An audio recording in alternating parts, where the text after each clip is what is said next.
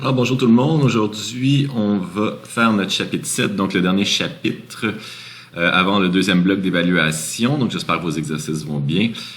Écoutez, juste rappeler peut-être un petit concept qu'on a vu dans le chapitre 6, c'est-à-dire l'expérience de Young.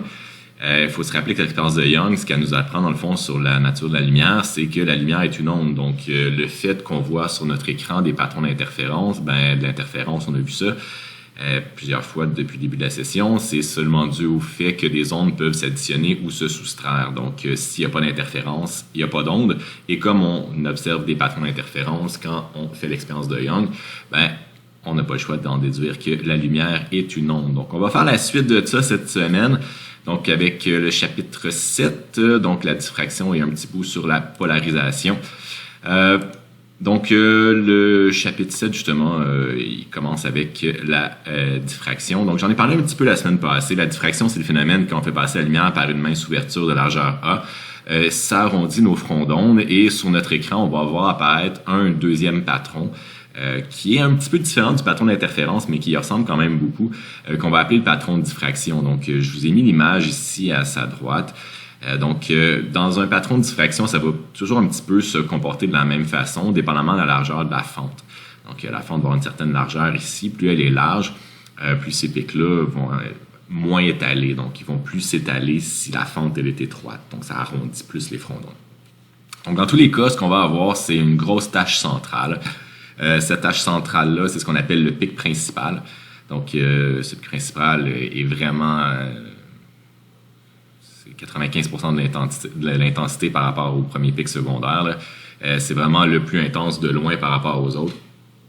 C'est vraiment ça qu'on va être capable d'observer dans la nature, puis tout ça. On va voir que les pics secondaires vont avoir des impacts quand même un petit peu plus négligeables et des intensités pas mal moins importantes. Donc, c'est un petit peu ce qu'on va parler comme les halos quand on voit autour de nos yeux, des fois quand on observe une lumière dans le noir, là. Les espèces de rondelettes qu'on voit autour, c'est ça les halos. Donc, c'est les premiers pics secondaires. Ça ici, on voit un petit peu plus faible, le deuxième pic secondaire. Donc, on voit quand même que c'est beaucoup plus faible en termes d'intensité. C'est symétrique, donc on a notre centre ici, toujours à la hauteur de notre fente, sur notre écran, et on voit qu'au centre, on est en plein milieu du pic principal, et de chaque côté, on a un premier pic secondaire ici et ici, et ainsi de suite, deuxième pic secondaire, deuxième pic secondaire. Si on fait le graphique de l'intensité en fonction de l'angle, là, j'ai mis le sinus, on se retrouve à avoir notre pic principal qui est, comme vous voyez, une intensité qui est vraiment 50 fois celle de la deuxième, là. Donc, on a une intensité qui est énorme ici. Donc, ça, c'est le premier pic principal. Nous, ce qui va nous intéresser, c'est l'endroit où se termine le premier pic principal, donc cette largeur-là. Donc, on va voir qu'il y a des points qui sont quand même faciles à calculer. On va surtout parler de minima en termes de diffraction plutôt que de maxima et de minima quand on faisait de l'interférence avec Young. Mais au bout de la ligne, c'est sensiblement la même chose. Vous allez voir, les formules sont vraiment très, très semblables. Ils ne devraient pas vous causer un gros problème si vous avez pratiqué votre chapitre 6. Si vous n'avez pas pratiqué votre chapitre 6, je vous invite à aller faire ça avant, sinon on perd un petit peu notre temps, là. C'est vraiment sensiblement la même chose, mais si c'est pas clair dans le chapitre 6, ça sera pas plus clair ici. Donc, ça serait important de clarifier le chapitre 6, expérience de Young, et comment tout ça se propage. Donc, je le répète une dernière fois, on envoie de la lumière à travers une fente sur notre écran. Qu'est-ce qu'on voit? On voit ce patron-là. Donc, au centre, à notre angle 0, qu'est-ce qu'on voit? On a notre pic central qui va s'étaler vraiment jusqu'au premier minima. Donc, le premier minima, c'est le centre du noir qui est ici et le centre du noir qui est là. Donc, tout ça, c'est le pic principal avec son intensité qu'on va appeler IM tout à l'heure. Et ensuite, on a nos premiers pics secondaires ici, deuxième pic secondaire, premier pic secondaire de l'autre côté et deuxième pic secondaire. C'est uniquement ça. Donc, nous, ce qu'on va avoir, c'est une formule ici qui va nous permettre de mesurer à quel endroit va tomber ces minima-là. On n'a pas des distances, on a toujours des angles parce que l'écran peut être à une distance L qui peut être variable. Donc, on va toujours évaluer ce triangle-là, donc le θ qui va être ici. Donc, on va regarder où est-ce qu'on va se trouver en termes de position de minima. Donc, on va pouvoir faire un tangente encore une fois pour pouvoir aller voir à quelle hauteur sur notre écran se trouve notre minima. Donc, la formule, je vous l'ai donnée ici. Je m'embarque pas trop sur les explications théoriques de tout ça. Donc, pour l'expérience de Young, c'est quand même pas mal plus fiable, je dirais, l'interprétation de la nature, là. Pour l'expérience de diffraction, là, je voudrais que les résultats expérimentaux collent super bien avec la formule, mais l'explication théorique de ça, je l'aime pas du tout, donc je m'embarque pas là-dedans.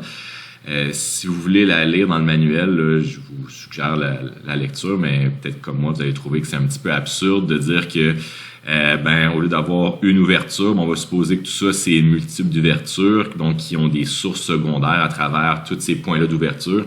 Mais évidemment, il faut tout le temps diviser par 2, parce que si on divise pas par 2, ça fonctionne pas.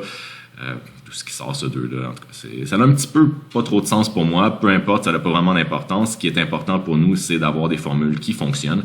Et elles fonctionnent expérimentalement. Donc, c'est l'explication, le pourquoi est plus ou moins important. Mais ce qui est important, c'est que la nature représente nos formules et c'est ce qu'on a. Donc, comme je disais, A qui va être la largeur de notre fente, sinus de l'angle qu'on va créer avec notre écran, et M qui est toujours l'ordre, donc à savoir où est-ce qu'on va être rendu. Donc ici, on va être à M égale 1, M égale 2 ici, M égale 3. Donc ça va nous donner les coordonnées des minima. Il n'y a pas de 0 ici, donc vous voyez qu'on commence bien à 1, 2, 3. Donc ici, ça serait M égale 1, M égale 2, M égale 3, M égale moins 1, M égale moins 2, M égale moins 3. Donc c'est symétrique de chaque côté. Mais on n'a pas de 0. Donc au 0, c'est vraiment le maxima principal.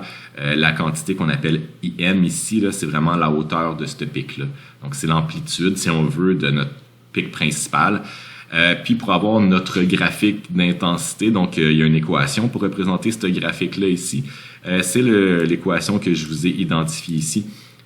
Donc, I en fonction de θ qui est donnée par notre amplitude qu'on doit nous donner au départ. On ne peut pas la deviner, là. Donc l'amplitude de notre pic principal. Ensuite, on sinus de alpha sur alpha et on met tout ça au carré. Le alpha représente la différence de phase divisé par 2. Donc tout ce qu'on a à faire, c'est faire pi a sinus de θ sur lambda. Faites attention par contre avec cette formule-là. Quand vous allez calculer le alpha, peu importe qu'est-ce que vous mettez là-dedans en termes de degrés ou peu importe, là, vous faites un rapport de longueur sur longueur. Donc, le alpha, il va toujours être en radian. Donc, ça va être super important quand vous allez venir pitonner le alpha ici dans cette formule-là, d'avoir votre calculatrice en radian. Donc, si vous évaluez sinus ici en degrés, vous n'arriverez pas. Il faut absolument que, peu importe ce que vous faites ici, là, le chiffre alpha va être en radian. Donc, même si vous mettez le sinus θ, lui, on peut le laisser en degrés. Donc, mais si on fait le sinus, après ça, les degrés disparaissent. Et après ça, on se retrouve à avoir des mètres. Donc, le A qui ici est en mètres divisé par le lambda, notre longueur d'onde en mètres. Donc, des mètres sur des mètres, je vous rappelle que c'est bien des radians. Donc, l'alpha va toujours être en radians. Donc, faites attention quand vous allez réévaluer le deuxième sinus ici, de bien convertir votre calculatrice en radians, sinon vous ne l'aurez pas. Donc, c'est l'équation qui nous donne l'intensité à n'importe quel point en fonction de l'angle θ qu'on va rentrer ici. On va évaluer ce qu'est la différence de phase entre les deux et on va pouvoir voir c'est quoi notre intensité en fonction de IM. Donc, souvent, on va représenter cette intensité-là en fonction de pourcentage de IM. Donc, on va avoir un chiffre ici qui va être inférieur à 1. Puis, ça va être le pourcentage qui nous reste, dans le fond, par rapport à l'intensité initiale. Donc voilà, l'intensité, on la calcule toujours en watts par mètre carré. Donc, je vous ai dit l'intensité maximale, donc à θ égale à 0 degré. Donc, je vous ai écrit ici que la différence de phase était en radians et que le alpha, donc c'est comme la différence de phase est en radians. Si on divise par 2, ça va être encore en radians. Donc, super important de ne pas se mélanger là-dedans. Voilà, il n'y a pas des tonnes de choses d'autres à dire là-dessus. Là. Je vais faire un petit exemple si ça vous intéresse de le pratiquer tout de suite. Donc, on éclaire avec de la lumière blanche une fente simple de largeur A. Donc, la lumière blanche, je vous rappelle que c'est un mélange de pratiquement toutes les longueurs d'onde du spectre visible, donc entre 400 et 700 nanomètres. Donc, ce que je vous dis, c'est que sa longueur d'onde est 150 nanomètres est absente pour la première fois à θ égale à 15 degrés. Donc, ça veut dire quoi? Ça veut dire que à 15 degrés, on est ici. Donc, on a un minima. Donc, la question, c'est savoir quelle est la largeur de la fente si à 15 degrés, on se trouve à être un premier minima. Donc, c'est pas plus compliqué que ça. On a juste remplacé notre formule. Donc, on va dire que A sin θ est égal à M fois lambda. Donc, moi, j'ai isolé le A là-dedans. Donc, on va retrouver à avoir M lambda sur sin θ. Comme on va avoir la première fois que ça arrive, qu'on n'a pas cette longueur d'onde-là. Donc, on va avoir le premier minima. On va mettre M égale 1. Donc, j'ai mis M égale 1 ici, donc on se retrouve à avoir lambda sur sin θ. Donc, on trouve à 2511 nanomètres ou 2,51 micromètres, si on garde vos bons chiffres significatifs. En B, je dis quelle longueur d'onde est la plus brillante à θ égale 15 degrés, donc le premier pic secondaire. Donc, le premier pic secondaire, c'est ça ici. Donc, écoutez, on y va un petit peu par déduction ici. Là. Si on sait que ça, c'est M égale 1, ça, c'est M égale 2, ben en plein milieu des deux, ça va être m égale 1.5. Donc, on va mettre des demi-entiers à ce moment-là. Puis ça va nous permettre d'avoir facilement c'est quoi cette valeur-là. Donc, c'est ce que j'ai fait ici. Donc, là, j'ai isolé ma longueur d'onde dans ma première formule. Donc, je me suis trouvé à avoir A est égal à sin θ sur m. Le A, c'est celui qu'on a trouvé ici. Là. Donc, on regarde le même. Le sinus θ, c'est encore le 15 degrés. Et cette fois-ci, le m va être égal à 1.5, comme je vous expliquais, pour qu'on soit au premier maxima secondaire. Donc, on trouve à avoir une longueur d'onde qui va être maximale à cet endroit-là de 433 nanomètres. Donc, si on interprète bien le problème, ça veut dire quoi? Ça veut dire qu'à 15 degrés, donc si on retourne ici, là, donc si on a un 15 degrés ici, le point qui est là sur notre écran, ben, la longueur d'onde de 650 nanomètres, elle est absente. Donc, il n'y a pas de rouge à cet endroit-là. Par contre, le 433, qui est plutôt bleu, lui, il va être très brillant, donc il va être à un maximum d'intensité à ce même endroit-là. Donc, différentes longueurs d'onde, différentes couleurs, des couleurs qui vont être plus brillantes à certains endroits, d'autres non. C'est l'interprétation qu'on peut avoir de ce problème-là. Donc voilà. Le deuxième truc que je vais faire avec vous aujourd'hui, c'est quand on a une ouverture qui n'est pas une fente, donc pas une ligne. Là, il faut s'imaginer vraiment que c'est fente pour l'expérience de Young et la diffraction qu'on fait depuis la semaine passée. C'est vraiment une ligne. Là, donc on prend un écran opaque et on fait une ligne là-dedans. Donc c'est ça la fente. Là, c'est vraiment une ouverture qui est verticale. Par contre, ce qui arrive, c'est que dans la plupart de nos instruments d'optique, on a des ouvertures qui sont circulaires. Vous n'avez pas besoin de les regarder bien loin. Vos yeux, c'est des ouvertures circulaires, donc il faut tenir compte de ces limites-là. Les télescopes, les microscopes, tout ça, c'est toujours des ouvertures qui sont circulaires. Donc, on va voir que la lumière se comporte un petit peu différemment. Donc, au lieu d'avoir un patron de diffraction qui va plutôt être dans le sens d'une ligne, donc on voit que les lignes ici s'écartent comme ça de chaque côté, on va plutôt avoir un cercle. Donc, comme l'ouverture est circulaire, on va avoir des cercles qui vont apparaître comme ça. Donc, on a notre pic principal qui va apparaître au centre, notre premier minima, notre deuxième minima, troisième minima, quatrième minima, etc. Donc, on le voit bien sur le dessin ici, le patron d'intensité est exactement le même. La seule différence, c'est l'étalement qui va être un petit peu différent. Donc, au lieu d'avoir des multiples de m directement, on va avoir fois 1.22. Donc, honnêtement, on n'ira pas jusqu'à la fin de tout ça. Ce qui va surtout nous intéresser, nous, ça va être le premier minima et je vous l'explique dans 2 instants pourquoi. Mais il faut vraiment remarquer quand même que c'est ça qu'on voit le soir. Là. Si on regarde une lumière de circulation, un feu d'éclairage le soir, puis on fixe cette lumière-là, puis derrière, c'est sombre. Ben, qu'est-ce qu'on voit? Ben, on voit le feu de circulation sur notre rétine, c'est ça qu'on voit. Puis autour, on voit des espèces de petits beignets. Là. Donc, c'est ça, les halos. Dans le fond, c'est les maxima secondaires qu'on voit. C'est ça, ces halos-là. Et puis, ben, ils décroîtent de façon assez importante. Donc, en général, on en voit 1 ou 2 maximum. Puis après ça, on les voit plus, mais il y en a plusieurs qui existent. Donc, pourquoi c'est important pour nous le premier minima? Ça va être au niveau du pouvoir de résolution. Donc, ce qui est important pour nous avec nos yeux et différents instruments d'optique, c'est de pouvoir distinguer 2 objets. Donc, on va parler de pouvoir de résolution. Donc, quand on parle d'un écran qui a une meilleure résolution d'une autre, c'est plus de pixels qu'il y a par rapport à un autre. Donc, mais est-ce que notre œil est capable de séparer dans notre écran, donc sur notre rétine, ces pixels-là. Donc, il y a un critère qui nous permet de savoir ça. Ce qu'on va faire comme raisonnement, c'est qu'on va aller voir c'est quoi la coordonnée du premier minima. Donc, le premier minima, que je donnais l'explication ici, donc la formule, on prend l'ouverture, donc le diamètre de l'ouverture, on regarde le sinus de θ, donc encore une fois, le même triangle qu'on fait avec l'écran, donc peu importe si l'ouverture est circulaire ou elle est plate, ici, ça ne change absolument rien, juste que cette ligne-là ici va être ronde, ou la ligne, mais le Y, la distance avec le centre, se calcule de la même façon. Donc, on va avoir notre premier minima qui va maintenant être à une certaine distance de notre centre, qui va créer un certain θ. Et pourquoi c'est important? Ben, parce qu'on va parler du critère de Rayleigh. Donc, la résolution, comme je vous expliquais, c'est la capacité à distinguer 2 objets. Le critère de Rayleigh nous permet de savoir si on est capable de distinguer ces 2 objets-là à l'aide de notre instrument de mesure. Est-ce que c'est notre œil? Est-ce que c'est un télescope? C'est pas pour rien que sur un télescope, on a des ouvertures qui sont plus grandes que sur un microscope. Sur un microscope, les objets sont très près. Donc, même s'ils sont microscopiques, comme ils sont très près, ils sont assez faciles à séparer. Tandis que pour un télescope, Je pense pas que personne n'est capable de s'imaginer les distances que ça représente des années-lumière, là, mais c'est énorme comme distance. Donc, les angles que sont séparés ces objets-là sont minuscules. Donc, si on veut avoir un instrument de mesure qui est capable de les séparer, ça prend une ouverture qui est beaucoup plus grande. Donc, plus l'ouverture va être grande, plus on va avoir un pouvoir de résolution qui va être important.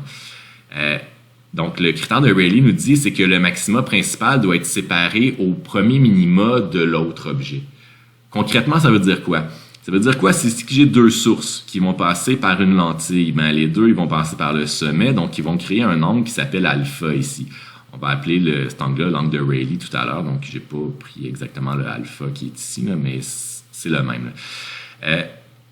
Donc, sur notre écran, qui est notre rétine ou notre écran d'observation, la première source va venir créer un angle ici et la deuxième va créer un angle ici. Ces deux angles-là sont opposés par le sommet, donc c'est exactement les mêmes angles. A reste la largeur de ma lentille, de l'ouverture de mon œil, de l'ouverture de mon télescope. Sur mon écran, on voit que ma source 2 ici vient faire un pic principal qui est là. Ma source 1 vient faire un premier pic qui est principal qui est ici. Les deux pics sont bien distincts. Comme les deux pics sont bien distincts, sur ma rétine, je vais être capable de voir ça comme deux objets séparés. Qu'est-ce qui va arriver à mesure que les objets vont se rapprocher? Ben, si les objets sont de plus en plus près, ce qu'on va voir, c'est qu'il y a un maxima principal du premier objet, puis un maxima principal du deuxième objet. Puis on voit autour les maxima secondaires de chacun d'eux. Mais ce qui nous intéresse vraiment, c'est les maxima principaux. Donc là, on voit bien qu'on peut distinguer les deux objets. Donc on voit qu'ils sont séparés grandement par rapport au premier minima. Donc là, on voit que la courbe d'intensité de la première et la courbe d'intensité du deuxième sont bien séparées. Comme on voit qu'ils sont séparés, ben là, on peut distinguer les objets sans problème. La limite de ça, c'est quand on est comme ça. Donc là, on voit que le maxima du premier, si on le descend par rapport au deuxième, le deuxième, son minima, il coïncide exactement avec le maxima du premier. À ce moment-là, on est exactement sur la limite de est-ce qu'on peut les distinguer ou non. Donc, c'est vraiment la frontière. Est-ce qu'on les distingue, est-ce qu'on les distingue pas? Ben, ça dépend des interprétations, là. J'ai toujours la même niaiserie. Si tu as les deux pieds sur la frontière du Canada puis des États-Unis, est-ce que tu es au Canada ou aux États-Unis? Ben, c'est une question d'interprétation rendue là. Donc, mais c'est vraiment la frontière, donc c'est la ligne imaginaire entre les deux. Si on est juste un petit peu avant, on est capable de les distinguer. Si on est un petit peu après, on n'est pas capable de les distinguer. Donc, c'est vraiment notre frontière. Et si on arrive que les deux pics vont être plus près que ça encore, mais qu'est-ce qu'on voit? On voit simplement un seul objet. Et puis, on n'est pas capable de les distinguer. Donc, imaginez-vous que vous êtes sur l'autoroute le soir, vous voyez un camion qui est très loin. Si le camion il est quand même très très loin, qu'est-ce que vous allez voir? Vous allez voir seulement un spot lumineux comme ça. À mesure que le camion va se rapprocher de vous, vous allez commencer à voir les phares se séparer comme ça du camion. Et à un certain moment, vous allez pouvoir distinguer que oui, c'est vraiment deux lumières et c'était pas seulement une moto qui s'en venait, mais bien un véhicule qui a deux phares. Donc ça prend une certaine distance. Ces angles-là sont très petits pour nos yeux, mais quand même, c'est des trucs qui se calculent très bien. Donc, ça va donner des distances quand même assez grandes vu que les angles sont petits, mais ça se calcule quand même très bien. Donc, notre critère de Rayleigh, donc l'angle qui va nous permettre de distinguer des objets, on le fait tout simplement avec notre mesure que j'ai fait ici. Sauf qu'on va utiliser l'approximation des petits angles encore. Donc, notre sin θ va tendre vers θ, comme on a déjà fait plusieurs fois depuis le début de la session. J'ai isolé mon θr qui va être mon critère de Rayleigh qui donne 1,22 lambda divisé par d. Donc, c'est un critère de Rayleigh, ça se calcule en radians, c'est vraiment un angle qui est très, très, très petit. Toujours l'approximation des petits angles va pouvoir fonctionner quand vous allez faire un critère de Rayleigh. Là, si vous ne la faites pas, il n'y a pas de problème, ça ne changera pas grand-chose. Ça va être aussi bon aussi, mais si vous voulez vous aider à faire un petit peu moins de calcul, vous prenez l'approximation des petits angles. Donc, comme je vous expliquais, si l'angle θ qui sépare les objets est plus grand que θr, on peut distinguer les objets. Si l'angle qui sépare les objets est plus petit que θr, on ne peut pas distinguer les objets. Donc, ici, on est plus petit, on ne peut pas distinguer. Ici, on est plus grand, on peut distinguer. Ici, limite. Donc, voilà. J'ai fait un petit exemple pour pratiquer ça. Donc, on observe sur un écran les images créées par deux sources très éloignées d'une lentille convergente. L'écran est placé au foyer de la lentille. La distance focale entre la lentille est de 24 cm. Le diamètre de la lentille est de 32 mm. La source émet une lumière de 550 nanomètres. Évaluer le critère de Rayleigh ou l'angle de Rayleigh. Et quelle sera la distance entre les images sur l'écran? Bon, le critère de Rayleigh, c'est pas super compliqué. Tout ce qu'on a besoin de faire, c'est prendre notre équation qu'on avait ici. Juste pas se mélanger. Qu'est-ce qu'on cherche? Donc, le diamètre de la lentille, c'est ce qui nous intéresse. La distance focale à la lentille nous sert absolument rien pour faire le A. Donc, tout ce qu'on a besoin, nous autres, c'est l'ouverture de la lentille. Donc, c'est vraiment la grosseur de la lentille qui va nous permettre de distinguer les objets. Il ne faut pas mélanger avec le grandissement. Si vous avez déjà fait un petit peu d'astronomie, la grosse différence entre un télescope qui coûte cher et un télescope qui coûte pas trop cher, c'est l'ouverture du diamètre. Tu peux regarder deux objets, tu peux regarder deux fois, disons, Saturne avec deux télescopes, un qui va avoir une ouverture de, 40 cm, et une qui va avoir une ouverture de 10 cm. Ben, sur celle qui a 10 cm, ça va être très pixelisé pour un même grossissement. Tandis que pour celui qui va avoir une ouverture beaucoup plus grande, la résolution va être beaucoup plus fine. Donc, on va pouvoir beaucoup mieux voir les anneaux. Dans les deux, on la voit, la planète, mais dans un, c'est comme brouillé, là.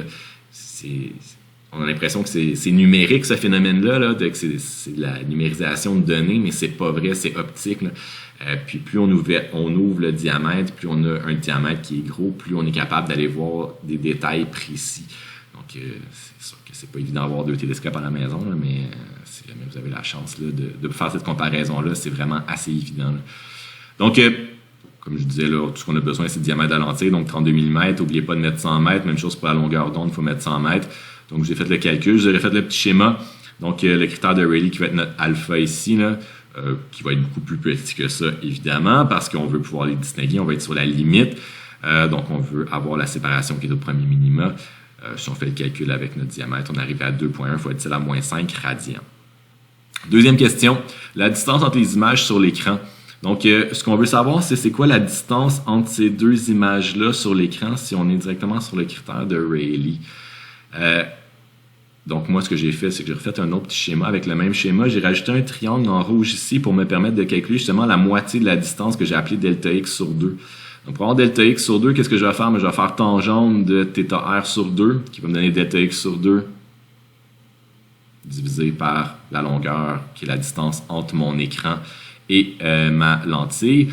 Comme j'ai des objets qui sont très éloignés, l'image va apparaître directement sur le foyer. Donc, l'écran qui est directement au foyer, c'est une bonne idée. Donc, la longueur L ici va être ma distance focale. Donc, c'est ce que j'ai évalué. J'ai dit que sinus de θ R sur 2 va être égal à θ x sur 2 sur L. Je peux utiliser l'approximation des petits angles comme je suis sur l'angle de Rayleigh. Donc, là, on est bien en bas de 3 degrés. Là. Donc, θr sur 2 va être égal à delta x sur 2 sur L. Donc, j'ai isolé θr qui est égal à delta x sur L. Donc, mon delta x va être égal à L fois θr. Et j'ai dit que la longueur entre mon écran et ma lentille, c'était ma distance focale. Donc, on arrive à 5 micromètres. Donc, c'est très rapproché quand même, là. Donc, on a un exemple à peu près d'un œil ici, là. Donc, l'ouverture de notre pupille de 3 mm, là, ça a du sens. Donc, on voit que sur notre écran, quand même, là, les images apparaissent de façon assez rapprochée, là. Puis ça, c'est pour un écran qui est à 24 cm. Là. Je peux vous dire que votre œil est quand même pas mal moins long que ça. Donc, les distances, en réalité, sur votre rétine sont encore pas mal plus petites que ça. Donc, voilà pas mal ce que vous pourrez faire avec les ouvertures circulaires et le critère de Rayleigh. C'est pas mal ce qu'on a à faire cette session-ci. Maintenant, on a parlé des phénomènes d'interférence. Donc, si on a deux fentes étroites, la semaine passée, on a dit qu'on avait nos patrons d'interférence, donc un patron d'intensité qui va vraiment varier de façon constante. Donc, des maxima, des minima, des maxima, des minima, maxima, minima, maxima, minima, etc. avec des intensités qui sont assez régulières partout. On a vu cette semaine que si on a une fente de largeur A, on a notre pic d'intensité principale, après ça, nos pics secondaires. La réalité, c'est la combinaison des deux. Parce que c'est pas vrai qu'on est capable d'avoir une certaine fente d'une certaine largeur ou d'avoir deux fentes qui sont infiniment étroites. Ces deux fentes-là ont une certaine largeur quand même. Donc, si on a une seule fente d'une certaine largeur, on a ça. Si on a deux fentes qui sont infiniment étroites, on a ça. Mais si on a la réalité, c'est-à-dire deux fentes Mais de cette largeur-là, qu'est-ce qu'on va avoir? On va avoir la combinaison des deux phénomènes. Donc, la combinaison des deux phénomènes, ce que ça va représenter, c'est on va commencer avec notre phénomène de diffraction. Donc, tenir compte de la largeur des fentes. Pas de la distance entre chacune, mais bien de la largeur des fentes. En faisant ça, on va avoir notre patron de diffraction. On va voir que ce patron-là va faire une genre d'enveloppe, si on veut, qui va confiner, si on veut, c'est le mot thème de l'année, là, qui va confiner, si on veut, le phénomène d'interférence qu'on a avec nos deux fentes de Young. Donc, il faut s'imaginer vraiment que ce patron-là va rentrer à l'intérieur de lui. Donc, on va avoir vraiment les pics maxima qui vont rentrer là-dedans. Donc, concrètement, ça ressemble à quoi? Ça ressemble à ce patron-là. Donc, qu'est-ce qu'on voit ici? Au centre, ici, là, donc ça serait notre centre en plein milieu. Donc, on a évidemment une tache qui est brillante. Et ce que vous voyez, c'est qu'on a des maxima d'interférence qui apparaissent. Et on voit que rendu ici et ici, c'est symétrique de chaque côté, on perd toute notre intensité. C'est quoi ce point-là? Ce point-là, c'est lui ici. Donc, c'est notre premier minima de diffraction. Il est là. C'est lui ici. Et à l'intérieur de ça, qu'est-ce qu'on voit? On voit les maxima d'interférence. Donc, c'est ceux-là qui apparaissent un certain nombre de fois à l'intérieur de ça. La distance entre les fentes est toujours plus grande que la largeur des fentes. Donc, ça va me donner un patron qui va ressembler à ça. Graphiquement, ça ressemble à ça. Donc, si on a deux fentes de largeur A séparées d'une distance D, qu'est-ce qu'on va faire? Comme je disais, on va tracer notre patron de diffraction pour commencer. Donc, on commence toujours par ça. Puis ensuite, on va ajouter là-dedans nos franges d'interférence qui vont être limitées, comme je vous disais, par cette enveloppe-là. Donc, on ne peut pas les dépasser. Donc, au lieu d'avoir un patron qui va vraiment être constant comme ça, il va être amorti, il va être confiné, il va être gobé, si on veut, par ça. Il va être écrasé par l'enveloppe de diffraction. Donc, on a un patron qui va ressembler à ça. Et concrètement, sur notre écran, si on fait l'expérience de Young, c'est toujours ça qu'on voit. Donc, on n'aura pas la chance de la faire cette année, évidemment, mais qu'est-ce qu'on fait d'habitude, c'est qu'on prend une petite diapositive avec deux fentes qu'on ne connaît pas la largeur ni la distance entre les fentes. On a un laser qu'on connaît sa longueur d'onde. On projette le laser sur ça. On met l'écran à une certaine distance qu'on mesure de la diapositive. Et on voit sur notre écran ce patron-là. Donc, on se prend des petites notes après ça pour voir c'est quoi ces distances-là. Et à partir de là, on peut se faire notre triangle. C'est le même schéma. On va encore une fois avoir un phénomène, excusez-moi, je remonte là. On va avoir quelque chose qui va ressembler encore une fois là-dessus. Donc, on va toujours avoir un Y qu'on va se déplacer à partir de notre centre et on pourra voir où est-ce qu'on a des maxima et des minima. Donc, on va avoir une équation qui est pas jolie pour pouvoir calculer tout ça. En réalité, c'est la combinaison des deux formules qu'on a vues dans les 2 dernières semaines. Qu'est-ce qu'on a dit la semaine passée pour avoir nos franges d'interférence? On faisait un cos carré de bêta. Puis pour avoir nos franges de diffraction, on faisait un sin alpha sur alpha au carré. Donc, c'est exactement la combinaison des deux. Donc, on multiplie les deux formules pour avoir notre résultat total. Donc, ce qu'on va faire, c'est ça, c'est qu'on va avoir notre alpha qu'on va calculer de la même façon tout à l'heure, notre bêta qu'on va calculer de la même façon qu'on avait la semaine passée. On va plugger ça dans tout ça. Ce que ça me donne comme équation, c'est vraiment la ligne bleue en trait plein ici, là. Celle qui monte, qui diminue rapidement. Et ça va être vraiment votre enjeu à calculer pour cette section de chapitre-là. Je voudrais les questions classiques là, qu'on va vous demander. Là, ça va être des nombres de maxima d'interférence qui se trouvent dans le pic principal ou dans le premier pic secondaire ou deuxième pic secondaire. Je vais faire un exemple dans une minute. Là. Si on regarde le dessin ici, qu'est-ce que ça représente? Si je vous demandais, disons, combien il y a de maxima d'interférence dans le premier pic principal, ici, on a déjà le graphique, donc ce serait facile de les compter. Donc, on pourrait commencer ici. Donc, on aurait celui-là. Donc, 1, 2, 3, 4, 5, 6, 7. Donc, on aurait 7 maxima d'interférence dans le pic principal. C'est le genre de question qu'on va avoir. Et dans le fond, la seule façon de vraiment faire le calcul de ça, c'est de trouver où est-ce que notre minima de diffraction apparaît. Donc, c'est quoi cet angle-là? Puis après ça, regardez, dans cet angle-là, je me rends jusqu'à quel ordre en termes d'interférence. Donc, je vais utiliser mes formules d'interférence de l'expérience de Young pour calculer c'est quoi le M qui se rend jusque-là. Donc, c'est ça. L'exemple que je vous donne, c'est exactement ça. Donc, on réalise l'expérience de ligne avec deux fentes de 4,050 micromètres de largeur. La distance entre les fentes est de 19,44 micromètres. Combien de franges d'interférence brillantes se trouvent dans le premier pic, dans le pic central? Après ça, je demande combien de franges d'interférence brillantes se trouvent dans le premier pic secondaire. Donc, il faut vraiment être vraiment analytique quand on fait ça, là. On peut pas faire n'importe quoi, là. C'est super délicat, là. Donc, première chose qu'on fait, on regarde où est-ce que le premier pic de diffraction se termine. Donc, le premier pic de diffraction se termine quand on utilise la formule A sin θ est égal à M fois lambda et quand M est égal à 1. Donc là, j'ai mis deux M différents. J'ai mis MD pour le M de diffraction, puis j'ai mis le MI pour le M de interférence. Donc, pour les maxima d'interférence, pour être sûr qu'il n'y ait pas de confusion entre les deux. Je voudrais que c'est pas quelque chose qu'on fait toujours, là, mais comme là, on le fait pas, on le fait à distance, j'essaie d'être le plus clair possible. Donc, comme je disais, on va essayer de trouver c'est quoi cet angle-là, θ, qui va nous donner c'est quoi l'endroit où on a notre premier minima. Donc, ce qu'on va faire, on va isoler le sinus θ. On va dire qu'on a besoin d'avoir quand est-ce que MD est égal à 1 pour avoir le premier minima. Donc, on va se retrouver à avoir lambda sur A qui nous donne la position de notre sinus de notre premier minima de diffraction. Ensuite, on veut savoir, on sera en quel ordre d'interférence. Donc, on est à M égale quoi rendu à cet angle-là? On va prendre notre formule d'interférence qu'on a vue la semaine passée. Donc, d sin θ est égal à M fois lambda. Donc, moi, ce que je veux savoir, c'est le MI ici. On se rend jusqu'à MI est égal à quoi? Donc, je vais encore une fois isoler mon sin θ qui va être égal à MI lambda sur D. Là, ce que je veux, c'est que dans le fond, c'est que savoir à cet angle-là, je suis rendu à quel MI. Donc, cet angle-là et cet angle-là, c'est le même. Donc, c'est le même sinus. Donc, je ne me suis pas donné la peine de faire le sinus moins 1 parce que je vais tout simplement mettre ces deux trucs-là à égalité. Ce que j'ai fait ici. Donc, je me retrouve à avoir ça est égal à ça. Donc, lambda sera égal à MI sur lambda sur D. Donc, on se rend compte que les longueurs d'onde, finalement, n'avaient aucune importance. Pas pour rien qu'on ne les avait pas mis dans l'exemple. Donc, MI va être égal à D sur A si j'isole mon MI qui arrive à 4,8. Donc là, maintenant, il nous reste à bien interpréter ça. Donc là, ça veut dire quoi? C'est que je me rends jusqu'à 4,8. Ça veut dire que dans mon pic principal, qu'est-ce que j'ai?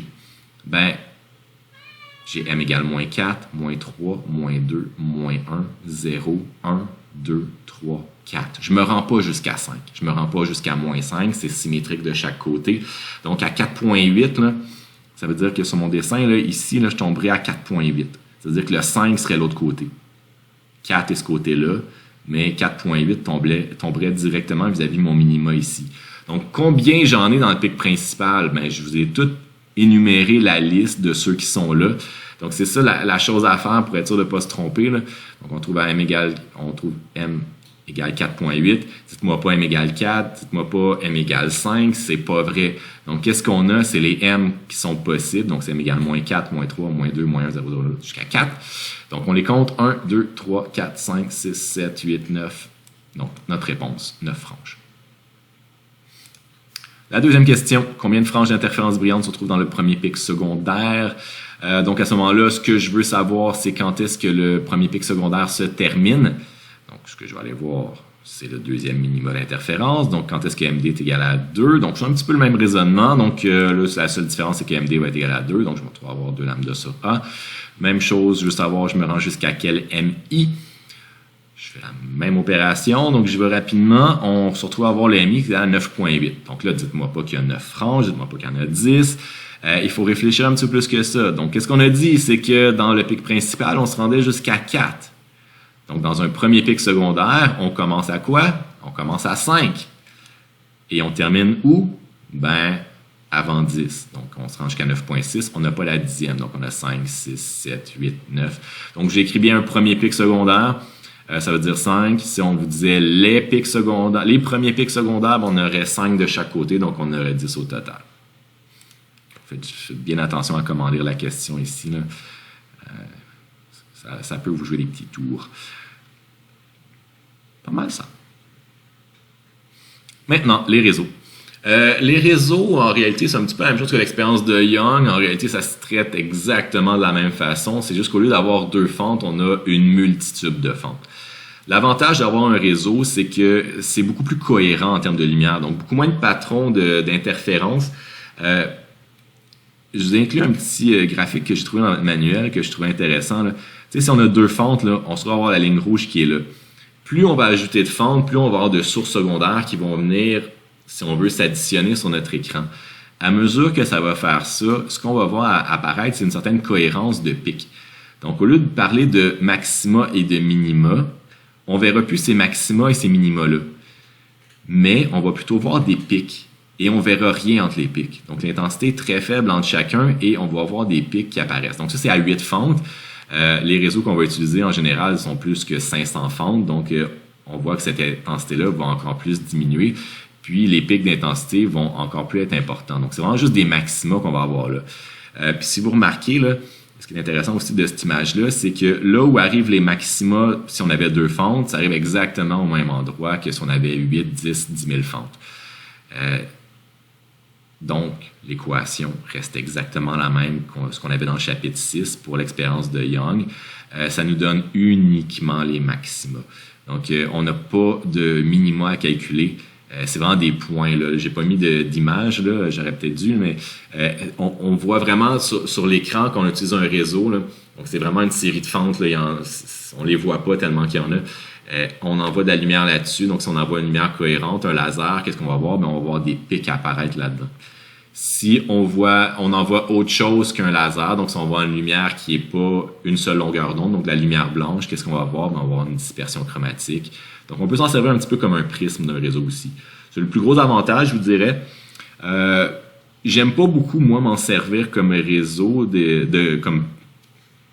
comme de dispersion chromatique là, pour un prisme. Le problème, c'est qu'on a plusieurs ordres. Qu'est-ce qui va arriver? C'est qu'on va avoir les ordres, là, les m égale 1, m égale 2, m égale 3. Donc, si on prend la lumière blanche, mais qu'est-ce qu'on va voir? On va voir un premier arc-en-ciel à m égale 1. Donc, la dispersion chromatique du bleu jusqu'au rouge qui va apparaître à m égale 1. On va en avoir un autre ici à m égale 2, un autre à m égale 3. Puis, qu'est-ce qui peut arriver? C'est qu'un embarque par-dessus l'autre. Donc, vous allez voir, vous avez des exercices que je vous demande de calculer c'est quoi le chevauchement. C'est ça le chevauchement. C'est quand la dernière couleur de l'ordre précédent embarque par-dessus la première couleur de l'ordre suivant. Donc, celle qui est la plus déviée, ça va être celle qui a la longueur d'onde la plus grande, donc celle de 700 nanomètres. Puis celle qui est moins déviée de l'ordre suivant, mais celle de 400 nanomètres. Mais c'est possible que la 400 de m égale 2 arrive avant en termes de degrés, celle de 700 nanomètres du m égale 1. Donc, ça se calcule. C'est là qu'on voit si on a des chevauchements d'ordre. Donc, vous allez voir, vous avez un petit exercice là-dessus. Quelques autres petites formules qui peuvent nous aider à travailler sur les réseaux, donc un petit peu plus utiles, parce qu'au niveau théorique, ça se limite pas mal à ça.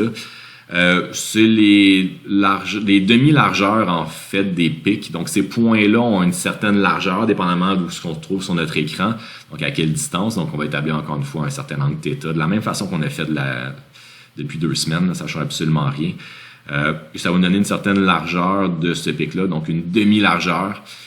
Qui va être calculé en θ, donc qui est en radians, en fonction de la longueur d'onde et de l'ordre, en fait, n qui est le nombre de fentes dans le réseau, puis d la distance entre les fentes. Honnêtement, on calcule ça assez rarement. Là. Je ne me rappelle pas d'avoir calculé ça vraiment souvent dans ma vie. Par contre, les pouvoirs dispersifs, un petit peu plus utiles. Donc, les pouvoirs dispersifs, ça va être justement être capable de séparer des longueurs d'onde semblables. On va faire un petit exemple tout à l'heure. Donc, j'ai 2 longueurs d'onde qui sont vraiment très, très proches, dont 2 jaunes qui se ressemblent beaucoup, comme quand on fait les raies spectrales du sodium. On va avoir 2 raies spectrales qui vont être très, très semblables. Donc, 2 jaunes, des longueurs d'onde qui se ressemblent beaucoup. Donc, 589 puis 589 et des poussières. Là, c'est l'exemple que je vous ai mis après. Là. Si on va être capable de séparer ces 2 longueurs d'onde-là, donc établir c'est quoi la différence entre ces 2 longueurs d'onde-là, ben, on va les séparer angulairement. Donc, la différence d'angle que les deux vont avoir sur mon écran va dépendre de l'ordre sur lequel je vais utiliser le truc. Donc, plus l'ordre va augmenter, plus cette séparation-là va être augmentée.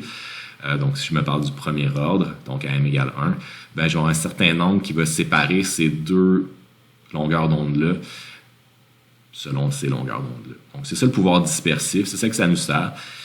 On a le pouvoir de résolution, qui nous fait un petit peu la même chose, donc qui nous fait le calcul en fonction du nombre de fentes dans le réseau, plutôt ici c'était en termes de distance entre les fentes, mais ça revient un petit peu à la même chose. On va voir que ça va nous permettre de faire des calculs un petit peu différents, mais sensiblement la même chose.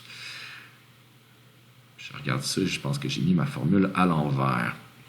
Il me semble que c'est l'inverse ici. Je vérifie ça. Donc, exemple, un réseau de largeur de 25,4 micromètres comporte 1,6 fois 10 à la 4 fentes. On réussit à séparer deux longueurs d'onde. Donc, lambda 1 équivaut 589 nanomètres et l'autre 589,59 nanomètres. Donc, c'est vraiment deux longueurs d'onde qui sont vraiment très, très semblables. À l'œil nu, c'est deux jaunes qu'on n'est pas capable de distinguer. Il n'y a aucune différence pour notre œil pour ça.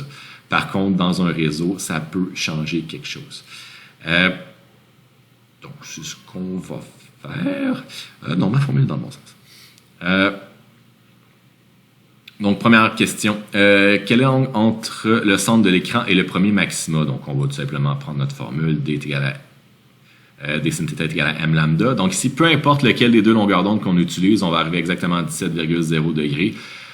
Ça change absolument rien. De toute façon, la distance entre les fentes, là, je ne vous l'ai pas calculé dans le problème, là, mais la distance entre les fentes, là, il faut le calculer avec le nombre de fentes et puis la largeur du réseau. Donc, si j'ai une certaine largeur du réseau et j'ai un certain nombre de fentes, ben, si je divise la largeur du réseau par le nombre de fentes, ça va me donner la distance D entre les fentes. Donc, c'est ça qui va me permettre de calculer le D. Donc voilà, ici, je pourrais le rajouter si vous voulez, là, mais c'est pas plus compliqué que ça. On va arriver à 17,0 degrés. Donc, comme je disais, peu importe si on prend cette valeur-là ou si on prend cette valeur-là, on va arriver exactement à ce 17,0 degrés-là. Deuxième question. À cet ordre, quelle sera la séparation angulaire entre les deux longueurs d'onde? Donc, le problème, c'est ça, c'est que dans nos chiffres significatifs à 17,0 pour les deux longueurs d'onde qu'on a ici, on va tomber exactement à 0 en termes de séparation angulaire. Si on fait 17,0 moins 17,0, on va tomber à 0, à moins de garder de façon déraisonnable des chiffres significatifs. C'est là que le pouvoir de dispersion devient un peu plus utile. Donc, le pouvoir dispersif ici, on va utiliser la formule qui est dans le fond la séparation angulaire, ce qu'on cherche, qui est le delta θ ici, en fonction de la différence de longueur d'onde. Donc, on va utiliser m, donc on veut être au premier ordre, donc on va être encore au premier maxima, donc m égale 1. La distance entre les fentes, je vous explique comment la calculer. On va essayer delta θ. On va avoir directement notre séparation angulaire en radians et on va pouvoir la convertir en degrés. Donc, vous voyez qu'en termes de chiffres significatifs, on n'est même pas dans nos chiffres significatifs ici. Donc, c'est beaucoup plus précis de travailler comme ça. Puis le θ ici, quand on prend le premier ou le deuxième, ça va donner exactement la même chose. Concernant encore nos trois chiffres significatifs qu'on avait au départ. Puis, quel est le nombre minimal de fentes pour séparer ces deux longueurs d'onde-là? Donc là, je me suis servi du pouvoir de résolution. Le pouvoir de résolution nous donne directement le nombre de fentes dans notre réseau qui est ici. Donc, si on veut au m égale 1, ben, on a tout simplement à remplacer notre m égale 1. Donc, ça nous donne notre lambda moyen divisé par delta lambda. Donc, on fait la moyenne de ces deux trucs-là et la soustraction des deux pour avoir notre delta lambda qui nous donne 999 fentes, qui est le minimum qu'on puisse avoir dans notre réseau pour qu'on puisse regarder, bien distinguer ces deux fentes. Voilà pour les réseaux. Dernier truc que je voulais faire avec vous aujourd'hui, dans le chapitre 7, c'est la polarisation. Les phénomènes de polarisation, c'est quelque chose que je ne sais pas tout le monde qui est sensible à ça. Plusieurs savent de quoi je parle, d'autres pas du tout. Premièrement, la lumière, à la base, n'est pas polarisée. Ça veut dire quoi une lumière qui n'est pas polarisée? Ça veut dire une lumière qui n'est pas organisée. Je vous rappelle que la lumière, c'est une combinaison d'un champ électrique et d'un champ magnétique. Donc, les deux sont perpendiculaires, les deux avancent à la vitesse de la lumière. Disons qu'on oublie le champ magnétique pour l'instant. On regarde juste le champ électrique. Ici, je vous donne un exemple d'une lumière qui est polarisée. Une lumière qui est polarisée, c'est une lumière qui est toute organisée. Ça veut dire quoi? Ça veut dire que toutes les oscillations de champ électrique vont toujours être verticales. Donc là, on a une lumière qui est polarisée verticalement. Si on avait tous des champs électriques qui étaient tous à l'horizontale comme ça, ben là, on aurait une lumière qui serait polarisée horizontalement. La lumière qui nous parvient du soleil, de nos ampoules ou quoi que ce soit, n'est pas polarisée. Donc, c'est une lumière qui est en réalité une combinaison de ces deux-là, donc polarisée verticalement ou qui est orienté verticalement et horizontalement, et tous les intermédiaires en diagonale dans tous les sens. Donc, en réalité, c'est le champ électrique peut osciller verticalement comme ça, comme en diagonale, comme ça, comme ça, dans tous les sens. Une lumière qui est non polarisée, on va la représenter par quelque chose qui est comme ça. Donc, on va dire que ça, c'est une lumière qui n'est pas organisée, qui est dans tous les sens, qui est pêle-mêle. Donc, en réalité, il y en aurait une infinité dans tous les sens. On en fait, en général, on a fait 8 ici. Je vous dirais que la plupart du temps, la plupart du temps, je vous dirais que moi, j'en fais 4. Là, c'est amplement suffisant. Donc, ce serait une lumière qui se propagerait, disons, vers vous ou rentrant dans votre écran. On ferait quelque chose comme ça. Si le faisceau se propage, disons, à l'horizontale, disons ici vers la droite, ben, on dirait qu'on a une polarisation, une lumière non polarisée serait orientée à la fois verticalement, et les petits points ici représentent une oscillation qui sort de l'écran. Donc, c'est la combinaison de ces deux trucs-là qui nous donne un truc qui est non polarisé. Maintenant, comme je vous disais, une lumière qui va être polarisée verticalement, on va juste représenter la ligne qui est verticale, donc c'est la ligne qui est ici. Donc, on a une oscillation qui est juste verticale là-dedans. Et une lumière qui est polarisée horizontalement va être représentée comme ça. Donc là, on a une lumière qui est polarisée juste comme ça. Donc, on parle uniquement du champ électrique. On ignore complètement le champ magnétique. C'est uniquement le champ électrique qu'on va regarder là-dedans. Donc, c'est pas mal ça. Oui, le chat. Ce qui va nous intéresser, nous, principalement, ça va être de regarder comment ça va influencer notre vie. Si on part avec une lumière qui est non polarisée et on la fait passer par un premier filtre polarisant ou polariseur. Donc ça, vous avez probablement déjà vu ça dans des lunettes. On fait ça souvent sur les lunettes soleil. Des lunettes soleil, on les polarise. On va voir dans quelques minutes pourquoi c'est intéressant de faire ça. Donc, il y a plusieurs avantages à polariser la lumière, mais le principal, c'est de bloquer les réflexions. On va voir ça bientôt. Donc, si on commence avec une lumière non polarisée, on la fait passer par un filtre polarisant. Donc, un filtre polarisant, il faut vraiment le voir comme des petites barrières verticales ici. Les petites barrières verticales, qu'est-ce qu'ils vont faire? C'est qu'ils vont empêcher toutes les oscillations horizontales de passer. Ils vont permettre les oscillations verticales de passer. Donc, ils se faufilent entre les parois de la clôture, si on veut, tandis que les parois, ceux qui se faufilent horizontalement, eux vont bloquer dans la clôture. Donc, qu'est-ce qui va rester de l'autre côté? Ça va être de la lumière qui va être parfaitement organisée. Ceux qui étaient obliques, ils vont soit se redresser ou être bloqués.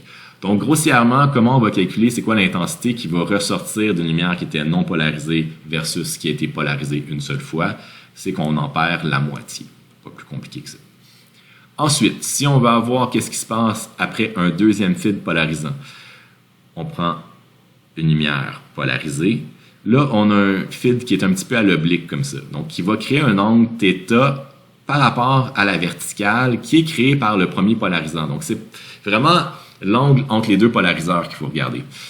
Comme là, j'ai un angle θ entre les deux, la lumière qui va émerger de ça va être polarisée, elle, selon le deuxième polariseur. Donc, elle n'est plus polarisée comme ça. Elle est redressée comme ça. Combien qui va émerger en termes d'intensité? Il va en émerger beaucoup, pas beaucoup. Ça va dépendre de l'angle entre les deux. Donc, on a la formule qui est la loi de Malus ici, qui nous dit que notre intensité finale, I2, qui va être égale à l'intensité finale fois cos carré de notre angle θ. Donc, je rappelle que cos, il vaut 0 quand l'angle est de 90. Donc, c'est vraiment ça qui se passe dans nos filtres polarisants.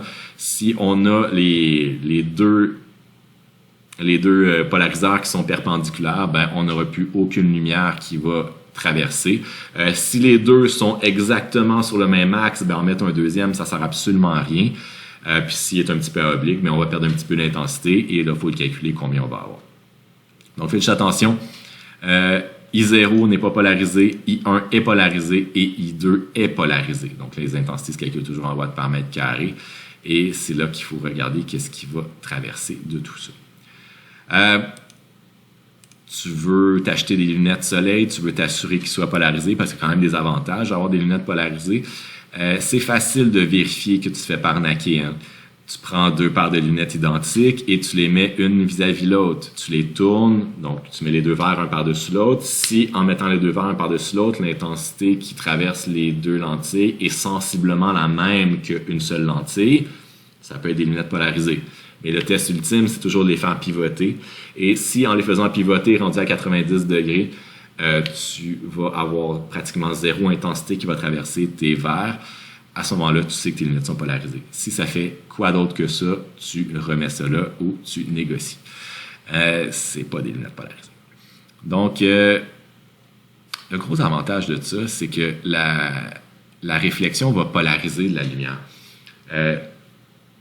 C'est les endroits où c'est le plus intéressant pour moi, je trouve, d'avoir des lunettes polarisées, c'est quand on fait de la pêche, quand on va conduire, là où il y a beaucoup de reflets. Il existe un angle qu'on appelle l'angle de polarisation ou l'angle de Brewster, là, où que la lumière qui est incidente, qui est non polarisée, bon, le rayon réfracté n'est pas polarisé, là, ça ne change absolument rien. Par contre, celui qui est réfléchi va devenir polarisé horizontalement.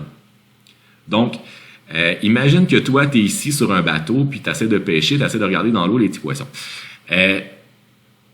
T'aimerais ça pas être ébloui par les rayons du soleil qui s'en vont dans tes yeux.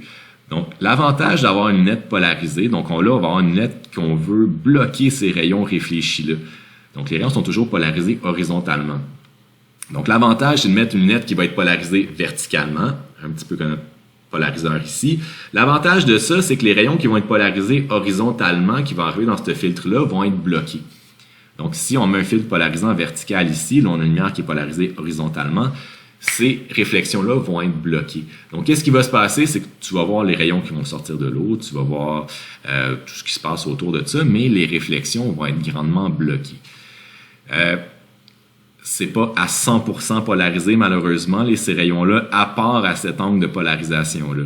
Donc, ils ont toujours une certaine proportion qui est polarisée, mais à l'angle de Brewster ou l'angle de polarisation, là, il y a 100% des rayons qui est polarisé, et c'est là que ça devient le plus intéressant. Donc, c'est sûr qu'on peut pas toujours être placé à cet angle-là, mais c'est un gros avantage quand même d'avoir des lunettes polarisées pour ça. Pour la conduite automobile aussi, c'est le fun. Quand il y a beaucoup de soleil, les vitres des autres voitures font beaucoup de réflexions dans nos yeux, puis ça peut être éblouissant. Donc, si on est capable de les bloquer avec ces filtres polarisants-là, ça peut être un gros avantage. Personnellement, j'ai déjà eu des lunettes polarisantes et je n'ai pas aimé ça. C'est le fun pour conduire, tout ça, mais il y a des désavantages, je vous dirais. Donc, moi, je vous suggère de l'essayer avant d'acheter. Écoutez, c'est juste que la perception des choses peut être différente. Écoute, un exemple. Tu vois une flaque d'eau par terre avec tes lunettes polarisantes. Ben, tu vois que l'asphalte a une autre couleur, mais tu vois pas la couche d'eau parce que tu vois pas la réflexion. Donc, si tu vois pas la réflexion, tu n'as aucune idée si la flaque d'eau elle est profonde ou elle n'est pas profonde. Donc, ce que tu vois, c'est de l'asphalte mouillé. Est-ce qu'il y a une grosse couche d'eau par-dessus ou une mince couche d'eau par-dessus? Tu es peut-être mieux d'enlever tes lunettes pour vérifier. Donc, c'est un petit peu fatigant pour ça. Si tu veux les mettre pour faire du sport, ben, le fait de tourner ta tête, ça modifie beaucoup les réflexions aussi. Donc, moi, j'ai trouvé ça un petit peu irritant. Donc, libre à vous de les essayer. C'est quand même quelque chose qui est le fun, qui est une belle technologie à essayer, mais moi, personnellement, je peux pas vous dire que je suis bien fan de ça, mais si tu fais beaucoup de pêche, tu passes beaucoup de temps sur un lac, tu vas adorer ça. Donc, pour calculer cet angle-là, donc l'angle de Brewster ou l'angle de polarisation, donc j'ai mis les deux ici, tout ce qu'on a à faire, c'est de calculer le rapport des indices de réfraction. Il y a un angle de Brewster dans un sens seulement. Donc, non, c'est pas vrai, il est là dans les deux sens, mais il faut calculer les indices de réfraction respectifs. Donc, si on regarde, on prend celui-là, le N1, le N2. Donc, faites juste attention pour ne pas vous mêler.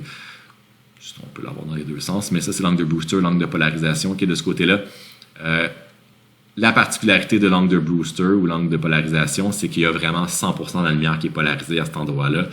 À n'importe quel autre angle, la lumière réfléchie est quand même polarisée, mais pas à 100%. Donc, il va y avoir un 80% de polarisé, puis un 20% qui n'est pas polarisé. Donc, ceux-là ne seront pas bloqués par tes lunettes polarisées. Mais ça peut être très intéressant. Écoutez, c'est un autre exemple. Le ski peut être super intéressant. Je sais que dans notre région, il y a beaucoup de skieurs, là.